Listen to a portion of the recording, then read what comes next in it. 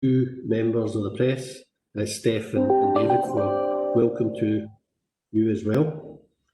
So item 1 is apology substitutions and declarations of interest. So obviously apologies from Councillor Wilson with Councillor Brooks substituting. We've had a declaration of interest in item 2 indicated by Councillor Brooks. Are there any other declarations of interest? No. Councillor Clocker, to you. Yeah, Stephen, the same. Same as Graham, IL Leisure. I don't think there's anything on in the Beacon. No. So, convener, that's just the Inverclyde Leisure interest in relation to item 2, is that correct? Yeah. Yep. Okay, thank you. Okay, so item 2 is a normal COVID-19 scrutiny report. So as usual, I'm going to ask the Chief Executive to say some introductory remarks, and then we'll go through it section by section and obviously take questions and comments. Okay, so Aubrey, do you want to kick off? Okay, convener. This is the normal report, as you say. Appendix 1 provides the members with the information on decisions taken by the CMT up to the 22nd of July. There's an overview of a variety of different issues for the 3 directorates in section 5. General update on testing in section 6.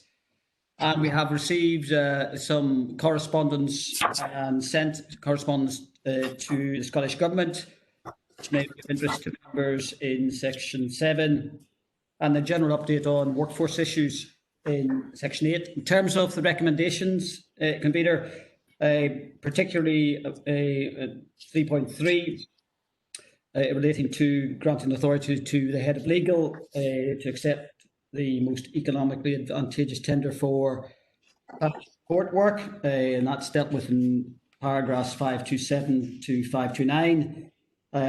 Reference to Greenock Ocean Terminal, preparing to re-tender for that and covering the costs on the city deal earmark reserves, 535 in the report. And in relation to Inverclyde Leisure, there's a request to have the Chief Financial Officer provide a letter of support in terms of ongoing businesses or the ongoing business of Inverclyde Leisure. And that's really to provide assurances to IL auditors and Oscar. And that's picked up at paragraph 5.3. One of interest, I think, generally will be the recommendation to move forward with opening Gurrick Pool, subject to Scottish Government, obviously, confirming that these open-air pools will be open, or allowed to open. And that's to cover to the end of October, and that's picked up at paragraph 5.31. And also in relation to this particular executive subcommittee, that meetings will cease at that currently as we move into the full cycle as from the 11th of August of committees. That's picked up at 537, and then reference to a number of different letters from the government. Happy to leave it at that. Convener, and then no doubt officers will pick up any questions that maybe we asked. Okay, thanks, Aubrey. We'll obviously come back to the recommendations, but just going through each of the main sections of the report. So the first section is the HSCP. Maybe I could kick off. I know Chris is wanting to come in a question, and Jim's wanting to come in a question as well. So just in relation to testing, I know we've got a section on testing, but it sort of does refer to the fact that we've not had any positive tests carried out for some time.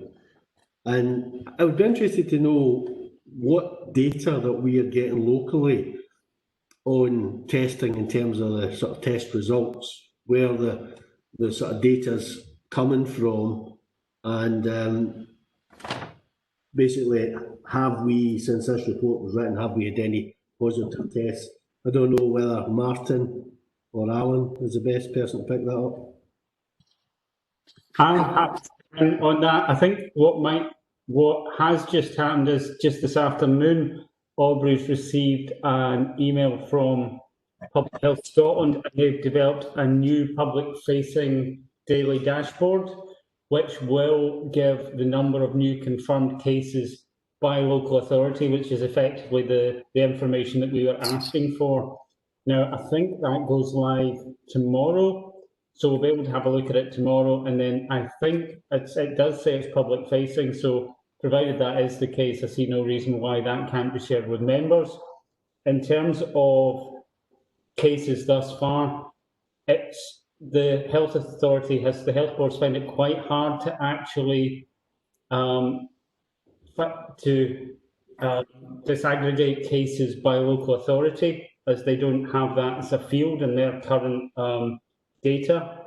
So that's been a difficulty. However, where there are issues or there's concerns that there might be a local outbreak, or there might be a case that might lead to a local outbreak, I think we're quite confident that the health board will be straight on to us and we'll get up-to-date information. But I think we should get the information that members have been looking for starting from tomorrow in this new Public Health Scotland dashboard.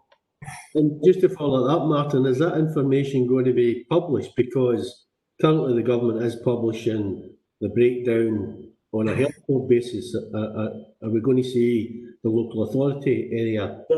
It says, so the email that Aubrey got, I think just after 2 o'clock today, says for the latest new cases and cumulative totals announced each day at Scotland, NHS board and local authority levels. So that would suggest that we will get that finally. Okay, thanks for that. Chris, you want to come in 5.5, I think? Yeah, thank you, convener. Good afternoon, everyone. I was going to make a point also, just similar to you've raised. I think it was very important that you have raised that, but it's just kind of in relation to the wider facts policy concept. And I've been really pleased, actually, I'm sure everyone has, with the sheer volume of people that we see wearing face masks now in most shops and supermarkets, etc. Just obviously there are people that are exempt, and various people have phrase it in that, so they're exempt from wearing a face mask, but I think you'll all agree that when you are in an environment, you notice immediately people. And I know that there are some various voluntary moves on the way, for example, wearing a certain charity's lanyard, etc., which then means people would instantly see you're wearing a yellow or a blue or a green lanyard with a badge on it, so you're exempt from wearing a face mask. I was wondering if so that people can feel that they feel more comfortable in a shop if they are exempt and they're not wearing their mask, because some people have said that they've been challenged. I wouldn't pass commentary on that because it's understandable that people would maybe challenge people, but it would obviously be quite an uncomfortable and anxious experience, I'd imagine, for someone when they do have a valid exemption. So I'm just wondering if I would imagine maybe people would say this should be more of a national initiative, but I was wondering if there's anything we could do locally through the HSCP to support that, so that people would, with those, as I say, with those exemptions as part of the wider facts movement, with face coverings and masks, etc., could have that put in place. I don't know if maybe Martin would be best placed to update on that. Martin, you want to come in? I'll be honest, if I'm honest, it's not something we've looked at locally. I think the difficulty with the issue is probably the fact that people, even if there is a lanyard or something that people can wear to indicate that they don't need to wear a mask, the wearing of that lanyard is obviously entirely voluntary, because wearing a lanyard in itself is disclosing health information about yourself. So it's one of the reasons that actually it'd be very, very hard, and actually almost surprising that there already has been a case of somebody being prosecuted for not wearing a mask. Very difficult to do so, because it's quite difficult to challenge people given the exemptions that they have, and the fact that when challenged, you could obviously, you do not have to give details of why you're exempt. You just have to say, I consider myself to be exempt. But we could discuss with the HSCP and whether Alan has a view on this, on the promotion of any of the national schemes locally. Alan, you want to come in?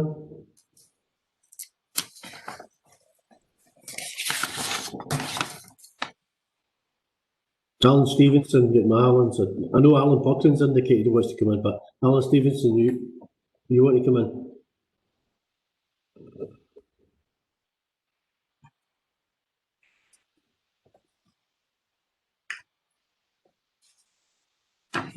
Alan Stevenson, can you hear me?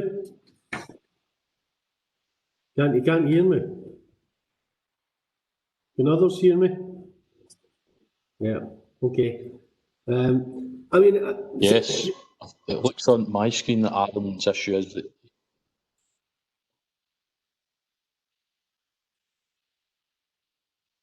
right, you can't hear us, Alan. No. Could you speak? Can you hear me? Yes. Sorry, the mute button is red at the moment on my screen for some reason. Yeah, we'd be happy to look at any of the national initiatives in terms of a local. That's something I can pick up with Martin, and we have not done anything about it at the moment because it is fraught with difficulty, I guess. But we'd be happy to have a look at it and see what the organisations are promoting the kind of best way of kind of doing that. But I would agree with Martin. I think there are significant issues with that, but I'm happy to go away and we'll discuss that at the DMT. I mean, I think it's worth pointing out, but the day that the First Minister announced that face masks would be, or face coverings would be mandatory in shops, she made it clear she did not expect members of the public to challenge other members of the public. They should simply assume if somebody else is not wearing a face covering that they are exempt and not challenge them for obvious reasons. Whether the owners of the shop or the managers of the shop take a different view, that's an entirely different matter. But members of the public are not expected to challenge other members of the public. Alan Puckering, did you want to come in 5.5? Thank you, Convener. It was just picking up, I think you asked the question about whether there had been any fatalities, any deaths to do with COVID recently. Sadly, last week there was one for COVID-related deaths. These aren't reported throughout the week in the Scottish Government briefings because the individuals, they only report individuals that are tested and subsequently pass away.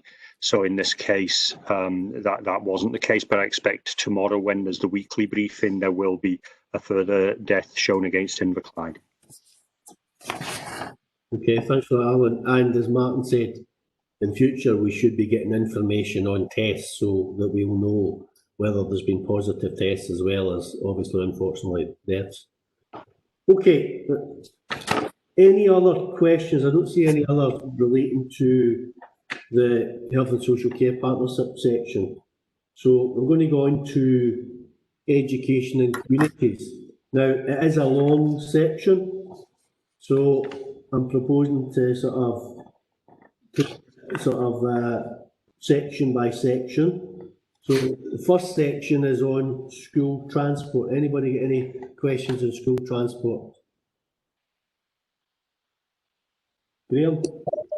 Thanks very much, Convener, and good afternoon. It's on 5.13, which clarifies about the St Clonbert Guruk school and the planning for that. I'm just looking for some commentary to find out, is there any change there, or is that perceived of what was agreed in past tense?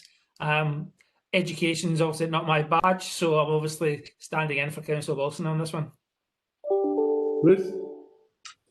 No, it's there's no change. It's proceeding exactly as we had previously reported to committee. Okay, moving on to section on physical distancing in schools. Anybody get any questions on that?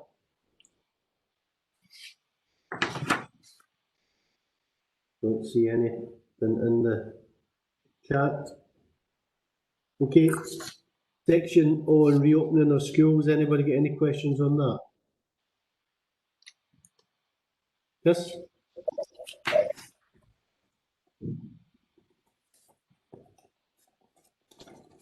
But thanks. Can you hear me? Yes. Yeah.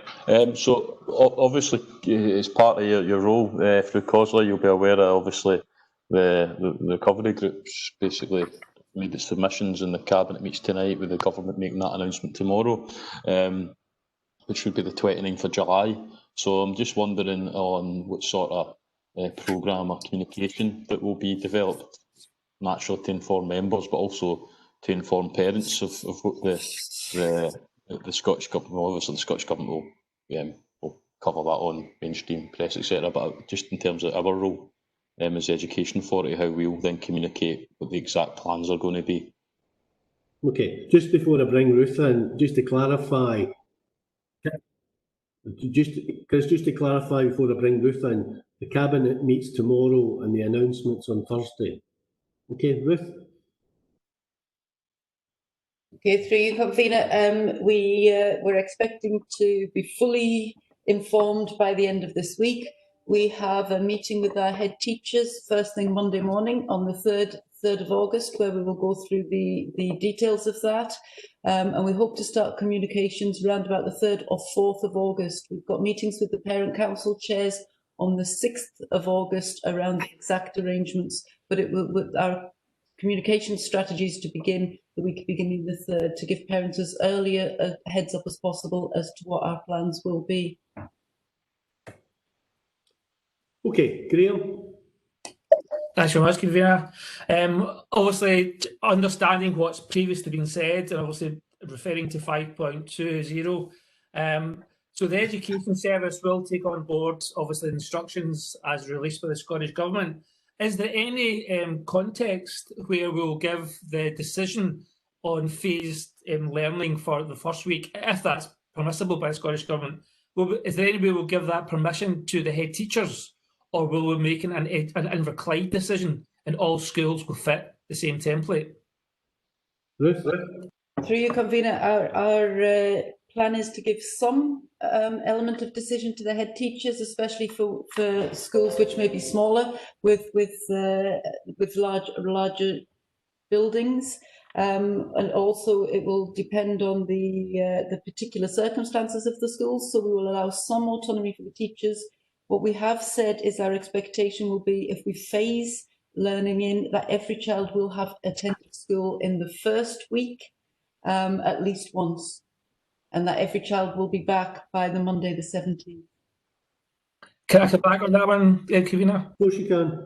Yeah, that's helpful. So if we're allowed and we choose to phase, and every child will obviously go in on the first week, if a head teacher or a senior management team feels that they can take all the children back in that first week, would that then be allowable within the education services, or would you insist that that your area will actually instruct head teachers that phased is to happen? In this case, along with a lot of other schools in the West, we're making recommendations to head teachers, because we can't see the different contexts, and each school does work in particular unique contexts. The reason we're recommending a phased return, however, is to do with the context of Inverclyde, the fact we have suffered a high amount of deaths, also the context of the national context of children haven't been in school for 4 months. And we are recommending that a phased return just allows a little bit of a smaller group to get together, that it'll allow head teachers to test the systems they've got in place, and also it'll allow children to just nudge themselves in and feel more comfortable into a circumstance which will be new for many of them. Also, the new starts into schools, we think that there's an occasion to starting school. We don't want that to be a nervous time for our youngsters starting school. So we are strongly recommending that they phase, but we're not insisting on it. Okay, moving on. There are a number of other sections here, so just take them one by one. Additional funding for opening of schools. Anybody want to come in on that? No? Okay. 526 digital inclusion funding. Anybody want to come in on that? No. 527 and 528, 529 are all to do with the family support work tender. Any questions on that? No. Okay, so Councillor Clockerty Jim, you want to come in at 5:30, I think? Yeah, thanks, Stephen. I attended the Clyde Leisure Board yesterday, along with Graham and Councillor Jim McLenny and Councillor Lynn Quinn. And I think it was fair to say we were left in no illusions of the difficulties that leisure trusts have got throughout Scotland, and Inverclyde Leisure being included in that. And I think the recommendations that we've got will be welcomed by Inverclyde Leisure. But one of the things we spoke about yesterday was wage increases, and I know the councillor members, myself, Councillor McLenny and Councillor Brooks, were wanting Inverclyde Leisure to remain, of course, as a living wage payer, and also were wanting to make sure that their staff were had the same sort of pay rises as council staff.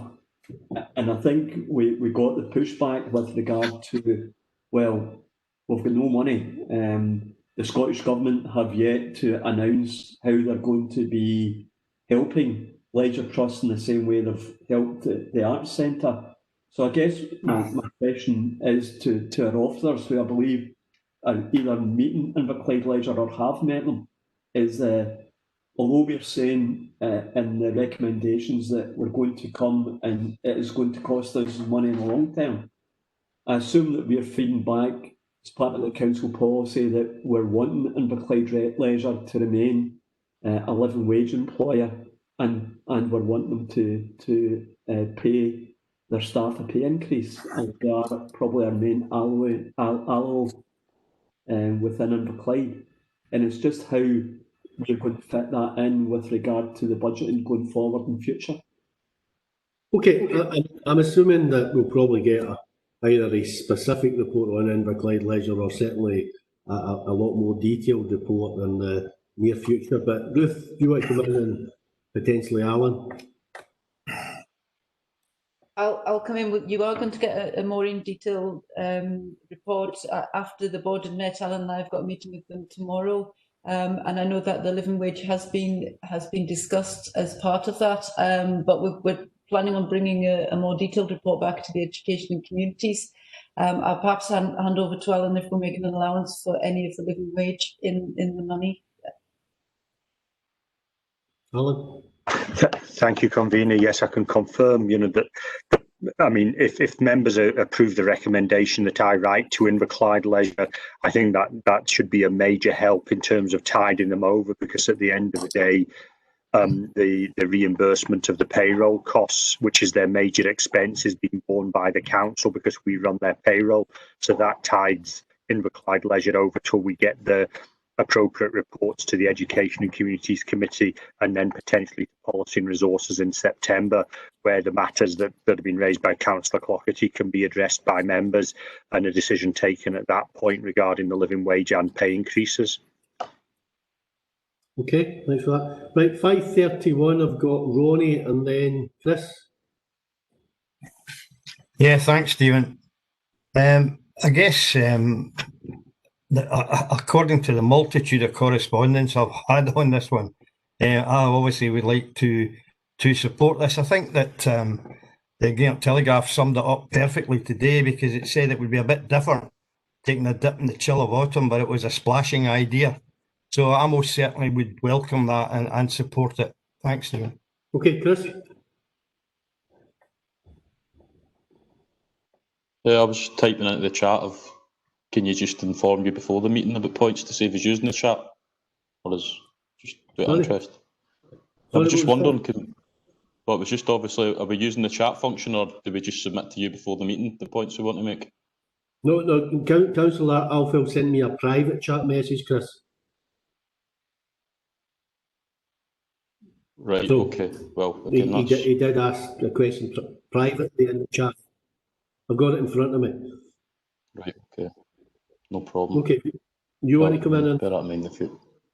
Yeah, obviously there's a wee bit of debate started there. I think obviously Inverclyde Leisure's board business is a matter for them as an arm's length organisation, but there probably is going to be a wider debate at some point in the future, because it won't be the first time that they've effectively told the council that if you want staff members to get the living wage increase, then you'll need to reduce services here, there, or wherever. So it's probably not a sustainable way to proceed from year to year, and maybe we should be. There's got to be a living wage increase if it comes back to the council, basically with the option of give us more funding to pay for it, or decide which services you want to lose. But I think, obviously, with the exception of maybe one member, I think everyone's more than supportive of staff being awarded the living wage. Just on the substantive point in 5.31, obviously welcome that. Been asking isn't possible, so it's quite interesting that now it is possible to extend the pool into the winter months, so wholeheartedly welcome that. Started at Inverclyde Leisure, we're still waiting on Scottish Government guidance. The guidance was clear in that outdoor swimming, which no one would disagree that Gourock isn't an outdoor swimming pool, was permissible at stage 2. So I'm just a bit disappointed that Inverclyde Leisure don't seem to be taking an innovative approach to actually allow the pool to operate as an outdoor pool. I mean, you could get a consortium of local tradesmen in one day to easily put outdoor showers, etc., and maybe some outdoor cubicles. That's what the English Lidos are doing. It's just, it's quite innovative. It seems to be working quite well. People come, in inverted commas, beach ready. They get changed in an outdoor area without obviously needing changing rooms, and then they can enjoy the pool. So I'm just wondering if that conversation's taking place with Inverclyde Leisure, why. Okay, To try and get the pool up and running now, they seem to be waiting until they can use the changing room area. Okay, we're getting a wee bit of delay in what you're saying, Chris, but just in terms of the principle of the proposal, I mean, the reality is October is autumn, it's not winter, but we have extended the pool to September, and this is an exceptional year, and would cost additional money, but it's an exceptional year where people are being deprived of the ability to use the pool at all. I'm sure we'll get some reasonable days in October, but I think before I bring Ruth in terms of potentially what Inverclyde Leisure is looking at, maybe Martin, you could just clarify where outdoor pools are in Scotland rather than in England, and what sort of, because I mean, I understood outdoor swimming or swimming in water courses or whatever was permissible in Scotland. I don't know exactly what the position is with outdoor pools. My understanding is that swimming in water courses, yes, outdoor swimming, as I'm sure Gerald would affirm, is allowed both in the sea and in Loch Tom or rivers or whatever. But for the purposes, I think, of the guidance, outdoor swimming pools are treated the exact same as indoor swimming pools, so they're not treated any differently.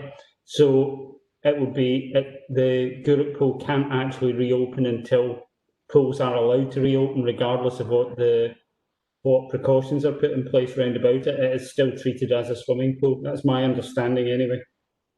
Okay. As our expert on Inverclyde Leisure, is there anything you can add to that? No, I'm just looking at the guidance here. So that Martin's absolutely summed it up. The outdoor swimming was not the same as outdoor pools. And even with the outdoor pools, they're still going to have to implement lane swimming, having booking slots, and things like that. So it's the same guidance as pools, not the outdoor swimming. Okay, Chris, you want to come back in? Yeah, thanks. That's very useful. Could you point me to the relevant section of the guidance that says that? Quite interesting to just clarify that. Well, we'll get Martin to circulate a note after the meeting in respect to that. Well, And we'll get, Ruth's just read it, so she could just tell us the section. I think it was Martin that made that specific comment, Chris. Right, and I think we've given this a good airing, to be perfectly honest. So what I suggest is officers can circulate the guidance. Ruth, if you could get an update from Inverclyde Leisure on their plans for the reopening of Gourock Pool and what sort of measures they'll be putting in place, and circulate that among members, I think that would be helpful. Okay, right, can we move on to environment, regeneration and resources? I'll take this as a sort of one section. Graham, you want to come in?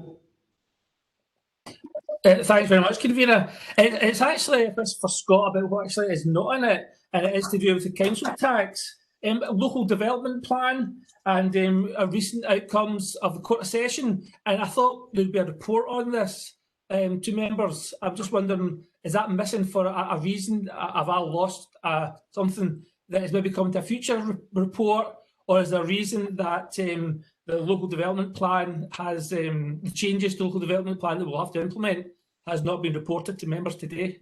Graham, maybe before I bring either Scott or Gerard in, or maybe bring Gerard in rather than Scott, can I just clarify? This is the COVID-19 report, right? With all due respect, the Court of Session decision affecting the local development plan is not related to COVID-19, right? Now, we have this subject to our agreement today, will certainly be the last regular meeting of this committee. We are going into a committee cycle starting on the 11th of August with the Policy and Resources Committee, and we'll be returning to business as normal. So I'd be expecting issues like that, which are non-COVID related, to be getting reported through the normal cycle. But Gerard, do you want to come in on this matter? Thank you, convener. I would only add 2 points. The judgment which is referred to was issued from the courts on the 22nd of July. Yes, it is an important issue, and it will be reported. And in conversation with the Head of Regeneration and Planning, the Chief Executive Corporate Director, there will be a report going to the Environment and Regeneration Committee for its standing meeting, basically taking on board what you've said there, convener, in anticipation, and that will be to the 27th of August meeting of that committee. Obviously, that judgment affects the council, it affects the Scottish Government. There are issues about that will require serious consideration, and they will be reported properly to the Environment Committee on that date. Okay, Chris, you want to come in on this matter, which isn't on the agenda, but feel free. Yeah, thanks. It was just sorry, I had a break up in sound there, so it was just to clarify. But Gerard had said regarding the dates, because I mean, obviously, as you're absolutely right, all our priorities are on COVID, but this isn't a COVID executive committee; it's a policy and resources executive committee, and a late paper could have been brought specifically to this committee, which would have been right and proper if you had allowed it as chair onto the agenda. So it is a bit concerning that we've had a hold on, Chris. industry series a significant defeat at the Court of Session. So I would be interested in a further update on that. Chris, could you just hold on a wee minute? We're on the COVID-19 report on the agenda, right? So it's not a free-for-all. Bring up any matter that you want to bring up. And you've just made a statement that if I'd allowed the report to go on the agenda, I wasn't asked to allow a report to go on the agenda. I haven't seen any report at all on this particular matter. So there wasn't any report for me to either allow or not allow to go on the agenda. Officers have clarified the position and that a report will come before the relevant committee in the near future. So there is no report. That's what I'm saying. I've lost the sound. There's no report, Jerry's saying, and he's going to bring a report to the committee. Yes, that's right. There's no. You said I could have allowed a report to come on the agenda for this committee. There is no report. I wasn't asked for a late report to go on the agenda for this committee. Nobody put a report before me, and I didn't rule out and say it wasn't appropriate business for the committee. I've not seen any report on this particular matter. I'm aware of the matter, understand the matter, and I know it has serious and significant implications that require a report to go forward before the relevant committee when officers are in a position to prepare a fully informed report that outlines the detailed implications of the Court of Session decision. There is no report at this point in time that has that information. Okay, can we move on? Any other questions under Environment, Regeneration and Resources section? Right, okay, that seems fair, convener, thanks. Okay, any other questions under the Environment, Regeneration and Resources section? No? Okay, moving on to section 6, testing. Ronnie, I think you've got a question under section 6? Yeah, thanks. Thanks, Stephen. It's 6.5, and it's the last sentence. It says that 8 of the tests have been related to staff working in education. My question basically is, does that refer to the personnel who were working in the hubs over the summer months, or is there any additional information on any of that? Martin, you want to come in on that? I'm not sure if I've got any information on that. Don't know if anyone else does. Ruth? I can come in. I know some of them were working in the hubs and also possibly early years as well. I couldn't say for all 8, but certainly for some of them were. And they self-referred, Ruth, did they?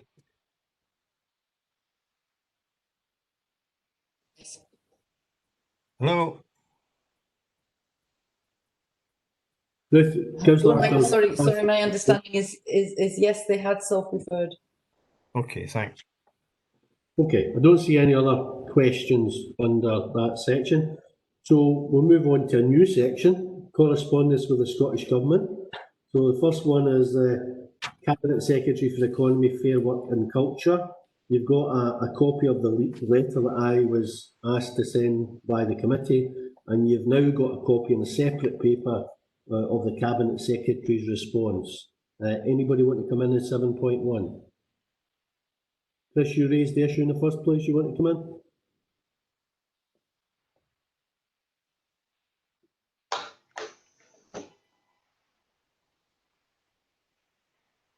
Sorry, I'm just trying to find the relevant appendix on the copy of the papers. So that relates to, is that appendix 3 that relates to? Yes, and there's a separate paper that was issued with the Cabinet Secretary's response.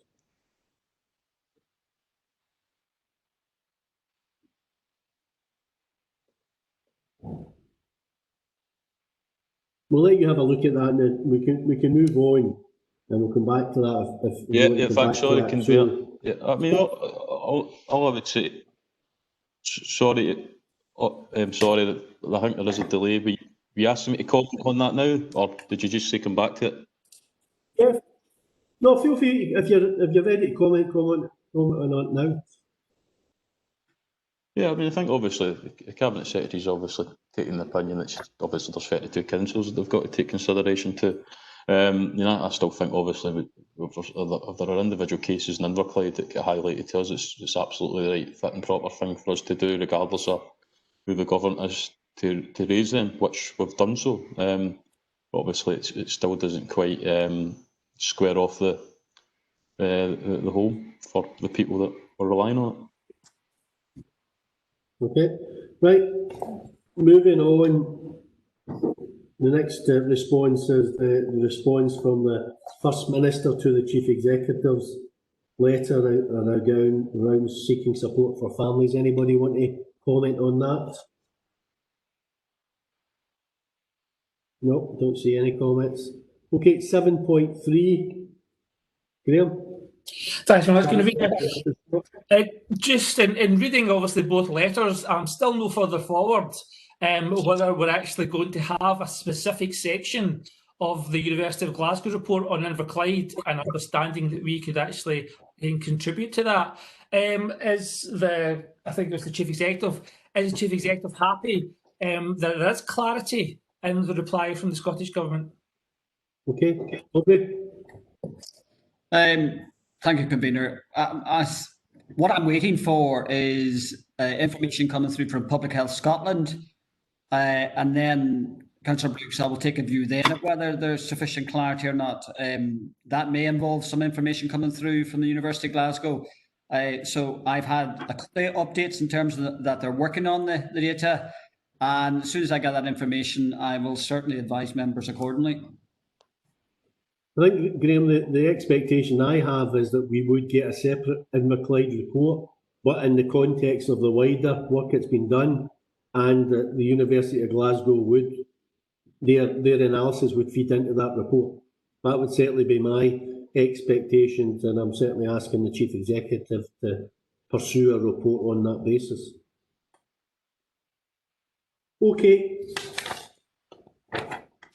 Takes us on to the next section 8 on workforce issues. Any questions on that?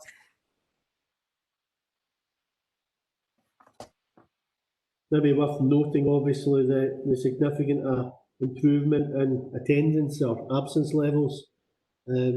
Obviously, things are getting back to some degree of normal. Okay, no questions on that. Right, we've got the appendices to the report. So, first section, the first operational log, 25th of June to 1st of July. Anything on that? 65, 66, 67, 68, 69. 67, Graham? Yeah. So there was the carry 67 said we're going to carry out a review about the charges. Do we have an outcome? Have we carried out the review, and have we altered the charges? Chief Executive?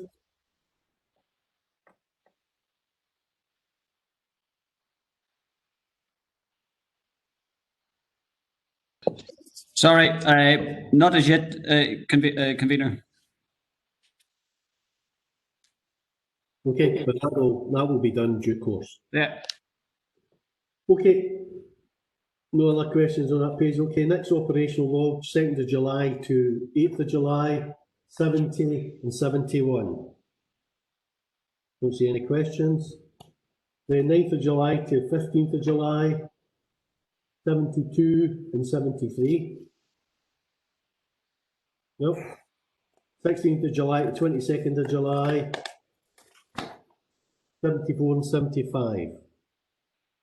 No. And I think the rest are just the correspondence.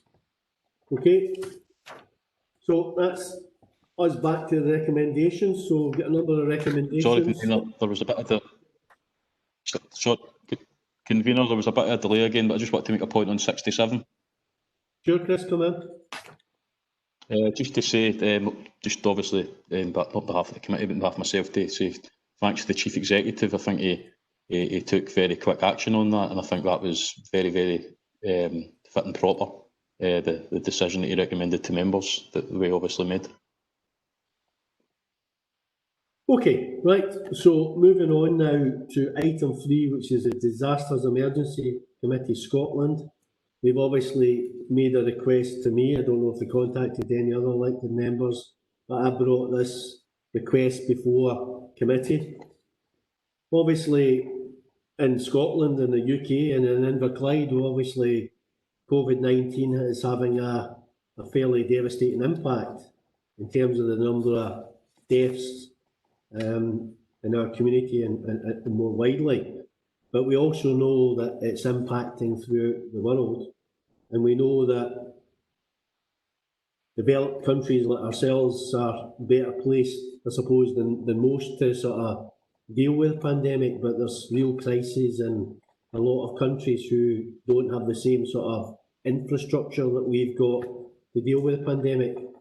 And therefore, we obviously received this request from the Disasters Emergencies Committee. You'll note that both the Scottish Government and the UK Government are offering substantial financial contributions to the fund.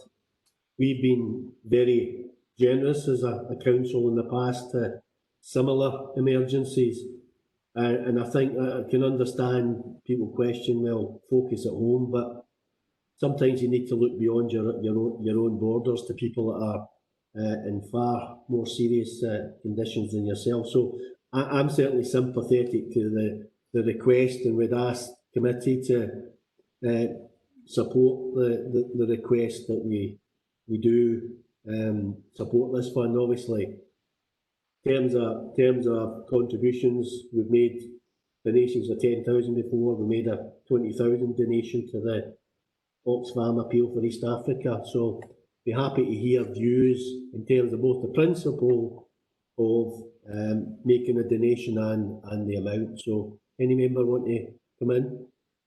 Jim, do you want to come in?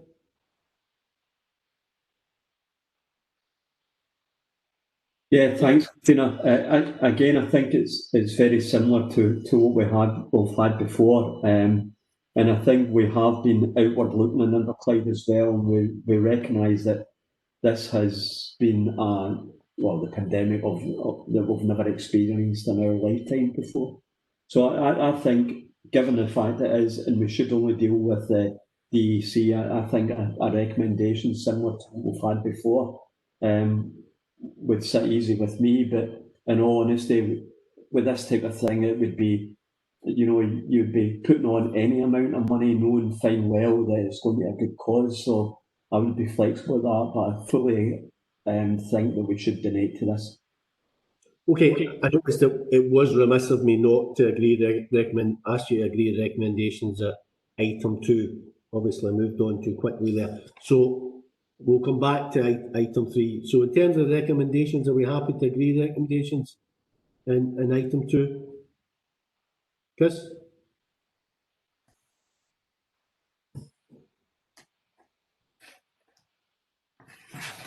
Oh, no, that's the sound just came through about any other points on item 3, right? Okay, item 2, yep, happy to agree. Okay, right, so we're happy to agree recommendations item 2, sorry. Okay, item 3. Chris, do you want to come in on item 3?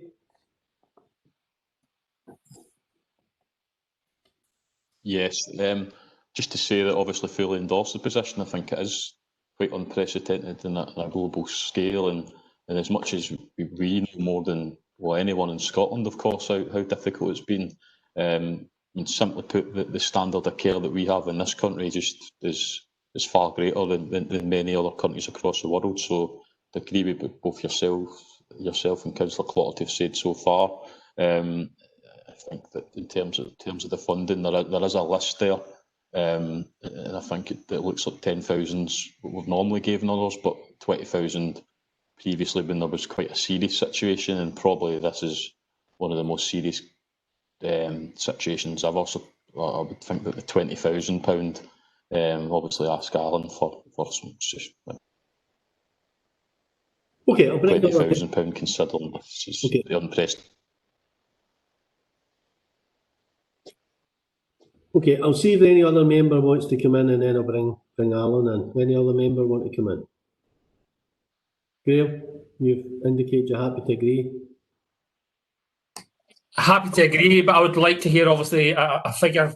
I know obviously we've got a figure from Chris, which is fine.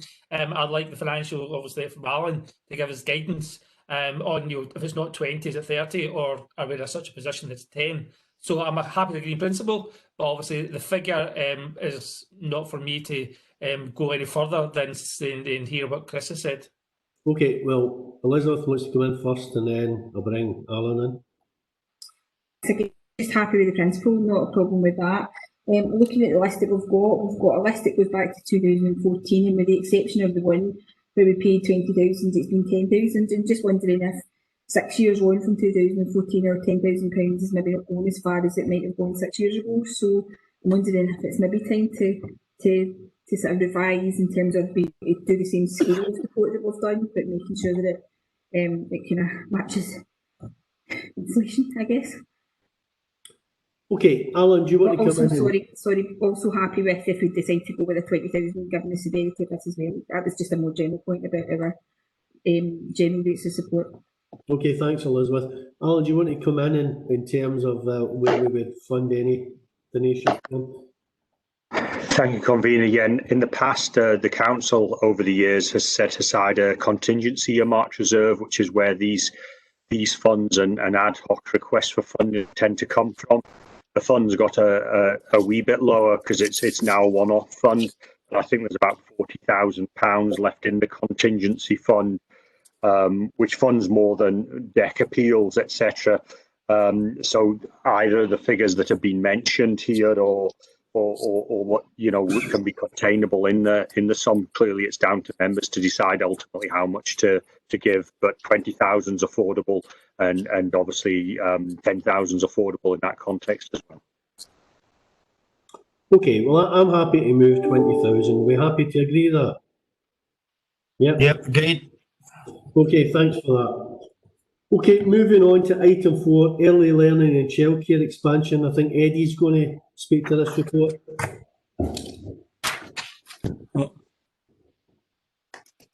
Yeah, thanks, convener. The report provides an update on the two major capital projects within the 1140 hours expansion plan, which prior to the COVID-19 lockdown had been progressing towards conclusion of the hub stage 2 and financial close. With the restart of construction activity kind of mid-June, phased restart, we were able to bring contractors back and consultants back from furlough, and that has allowed us to kind of progress towards conclusion of the hub stage 2. Both reports for both of these projects, Larkfield Children's Centre new build and the expansion and extension of Rainbow Family Centre, have now been through the hub board, and the stage 2 report has been approved. So we're now at a point where we need committee authority to enter into the formal legal contracts for the construction. The report goes through the funding that will be contained within in section 8.1, and that is essentially it. So committee is asked to note the report and agree the recommendations, and I'm happy to answer any questions. Okay, thanks, Eddie. Any questions for Eddie?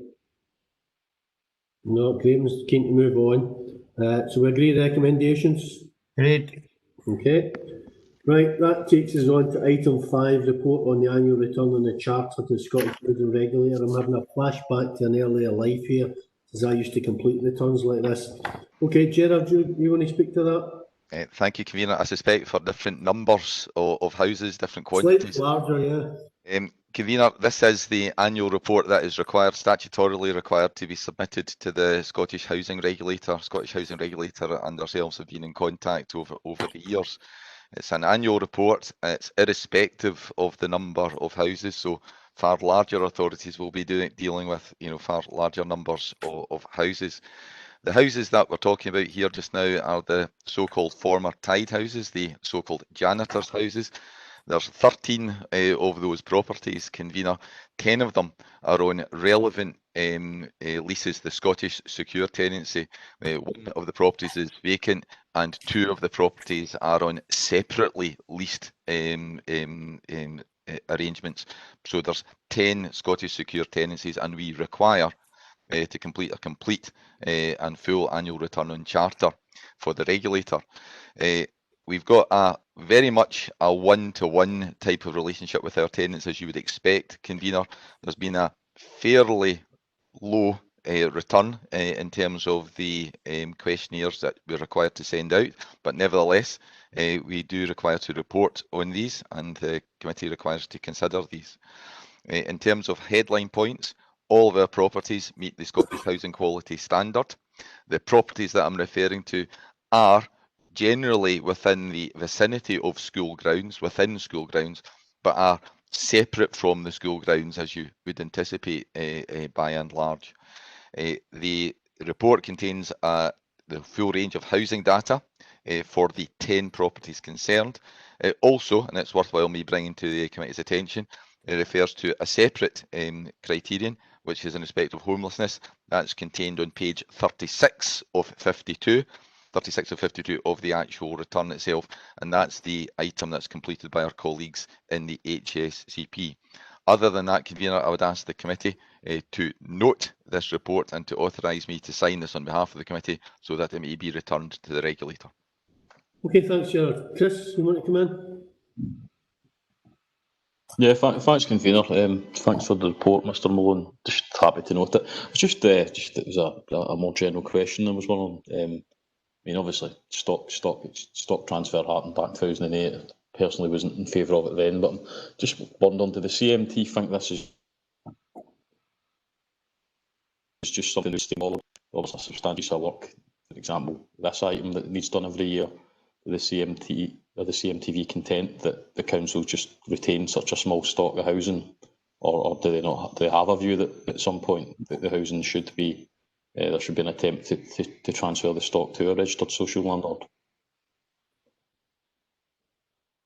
Okay, Gerard, we're obviously dealing with a relatively small number of properties, and there have been a specific example in the past where we were looking potentially to transfer a property as well. So being mindful of that, can you respond to the question? Because obviously we are in public session.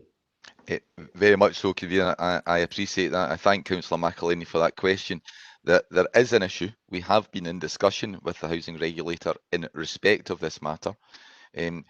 We are, through the CMT, intending to consider options, Convener. We have talked about one specific item, and you're conscious to remind me not to go into any level of detail and thus identify a tenant in respect of a specific property matter in connection with that property, that house. But we will be discussing through the CMT the options that the council has in relation to what I think members would understand is a very correct, very fair request of the housing regulator to require us to do this. It is completely correct.